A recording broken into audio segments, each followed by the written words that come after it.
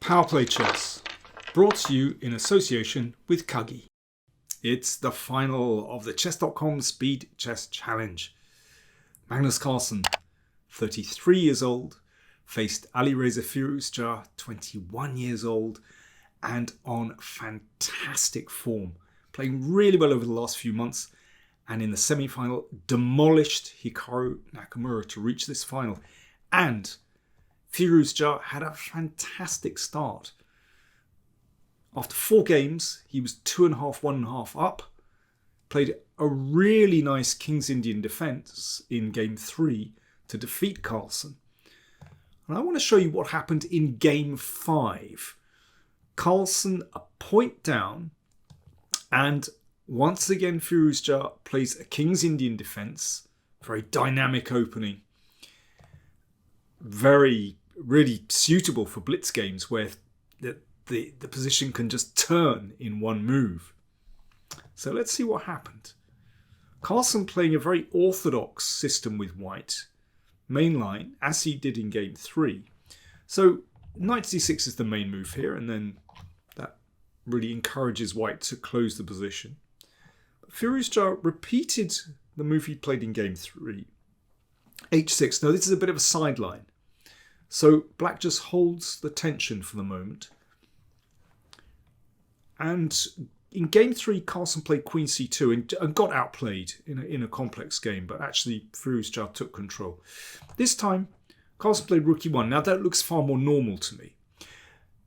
Where there's tension in the middle, then this pawn needs to be supported. So that's the point of rook e1. So white is not worried, for example, about an exchange here.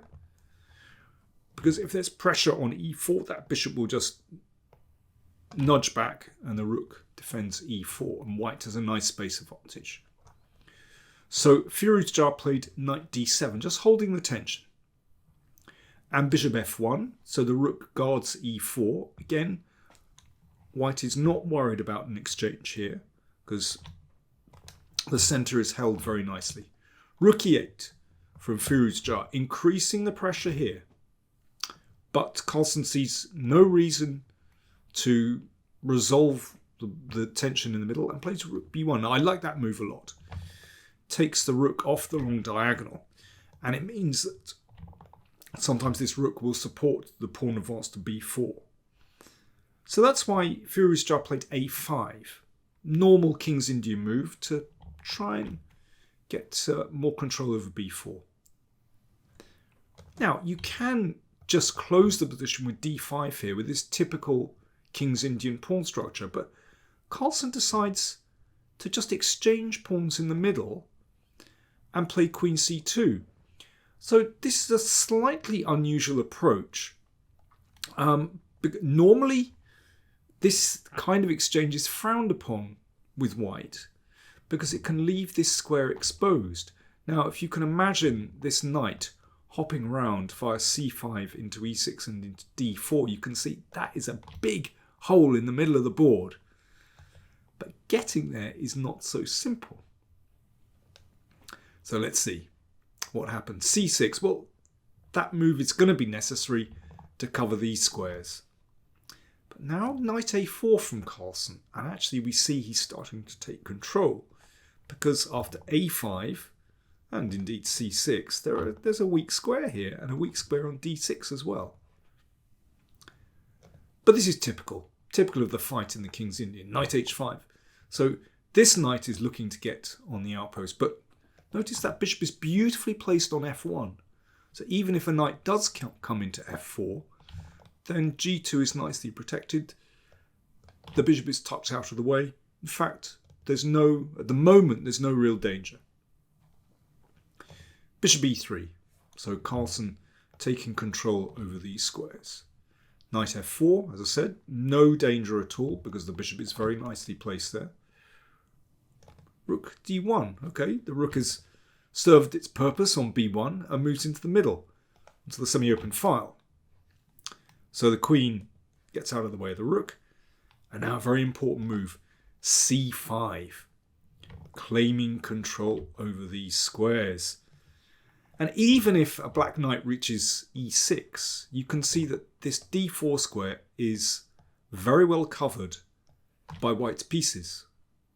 So there's no danger of it, a black knight hopping in. Knight f8, so that's necessary. Clear the knight out of the way and try to get this bishop into the game. But knight b6. The knight hops in, attacking the rook. And Carlsen grabbed that bishop, which means there's no counterplay with bishop g4, for example. And the next move, rook d6. That's a beautiful move. And at this point, you're just kind of thinking, yeah, Carlsen is taking control. This is not the kind of position that as a King's Indian player you want to see with black. The rook is on this outpost. It can be supported very easily. And more than that, look at that pawn on a5. It would be much nicer if it were on a7 or a6. It feels a bit loose there. b6. Okay, Firouzja trying to undermine the position of the rook. But Carlsen makes a big decision here, actually. I mean, normally one would want to keep these two bishops. I mean, it looks quite nice to bring the bishop here. But don't forget that knight could be coming there to attack the bishop. So this, for me, when I was watching this game live, that was a slightly surprising decision. But it's an excellent practical decision, in fact, because after e5, that bishop is still shut out of the game. That rook is supported by another pawn.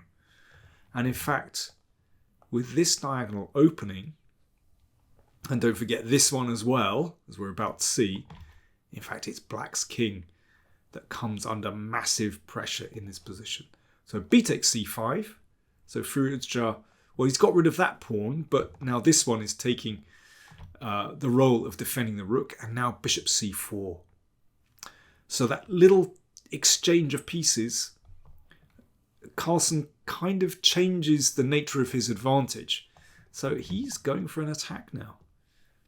And there is real potential for maybe even a sacrifice on g6, but it's already extremely dangerous. But certainly white is in real control here. And there could be moves like h4, h5 as well.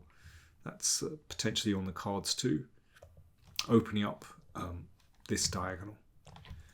But it's already a difficult position for black. Rook d8. Of course, this rook looks so strong. Let's exchange it off. But queen d2. Excellent move. Oh yeah, that's another problem. So not only does the queen support the rook, attacks that pawn as well, which is defended, but, well, you can see, as I mentioned before, this diagonal opens up. So black's king is just a little bit looser there. h3.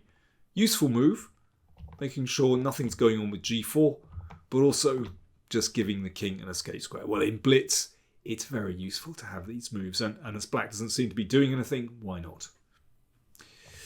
Knight g6. Okay, take care.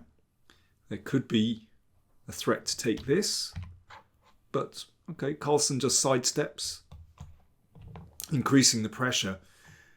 And the problem is with this knight having moved from f8, it was covering these squares. It feels like something nasty is about to happen on f7 here.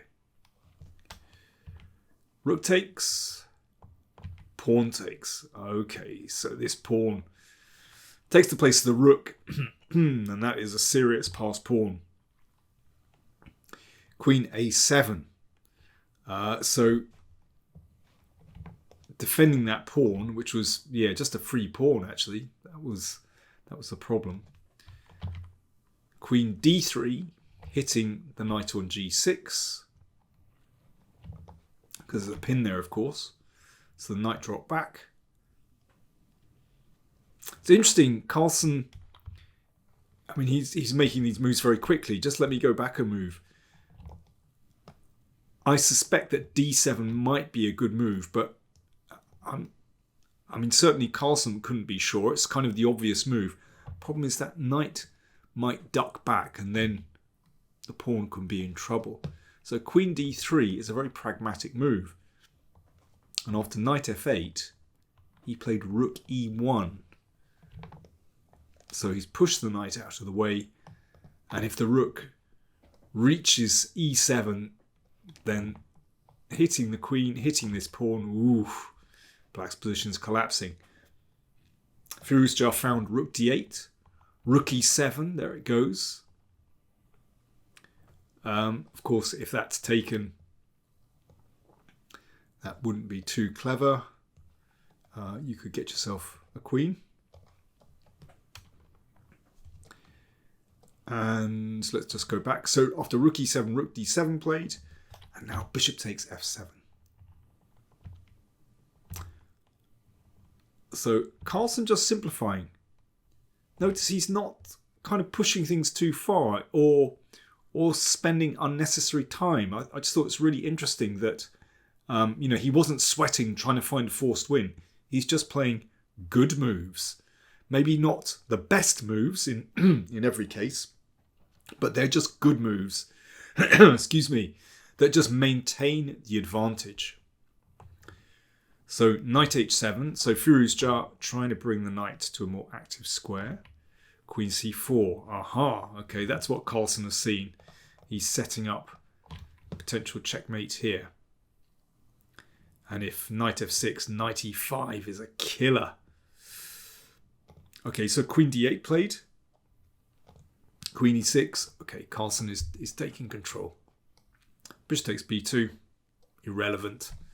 d7. Knight f6. Knight e5. Simple move, actually. So, I mean, there are flashier ways to win this game, but this is very simple. Of course, the knight can't be allowed into f7, so bishop takes. That has to be eliminated. But this is quite a simple win, actually. Bishop e6, just protecting that huge passed pawn on d7. And Carlsen's not panicking. Queen d4. I mean, this pin is really nasty, of course. That's one good thing about eliminating that dark squared bishop. And a check. And queen takes. Okay, Firouzja just giving away a pawn.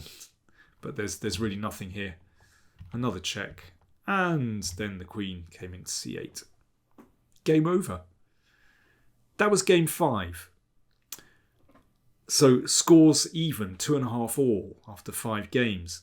I really like that game because it's trademark Carlsen, actually. There was a very clear strategy from the moment he got in c5, and he dominated Firouzja positionally. And that game had quite an effect on Firouzja. He lost, I think it was the next 3 games after this. So Carlsen built up a lead. And basically, Carlsen had nobbled him. He nobbled his King's Indian. And once he'd done that, then Firouzja seemed to just lose all confidence. And it's like everything Carlsen touched, it seemed to work in his favour. For example, I'll just give you one little example if I can find it. I probably can't find it now, actually. Let me try this one. I hope this is the right one. Yeah, here we go. So, mad game. Completely mad game. This pawn going down the board towards g8. That's Firouzja's pawn. And this is Carlsen's pawn. Yeah, even when it's gone wrong for Carlsen, it turns out right. Watch what happens. g6. So both sides pushing these pawns to the end. But what happens? This is winning for black. Because after this, of course, there's a skewer. Everything works. So in the game, queen d8 check was played instead. And then queen. But these queens could not be in worse positions. Because they're at the edge of the board. They have no chance of blocking checks. And in fact, this is just forced checkmate. Let's just go to the end. And here, Firouzja resigned. Well, what can you do? Well, once again, we've got this. That skewer. Everything works. And that is checkmate as well. So it was an absolute rout. Carlsen won the match by 23.5 points to 7.5. He broke Firouzja. And I think that King's Indian that Carlsen won in Game 5 was crucial, because it seemed to just take away all the confidence from Firouzja. So once again, we have Magnus Carlsen dominating in the chess world. This time in blitz. Time control was 5 minutes, 3 minutes, and then bullet. But he really did dominate this match. It was a wonderful performance. Well, there we go. Lots more happening in the chess world. Olympiad starts in a couple of days in Budapest. I'll be giving you some highlights from there. And, well, if you like my stuff, if you like my videos, then don't forget to hit that subscribe button. And if you want to help keep the lights on, then do check out Patreon, or indeed you can give a one-off donation via PayPal as well. Thanks for watching.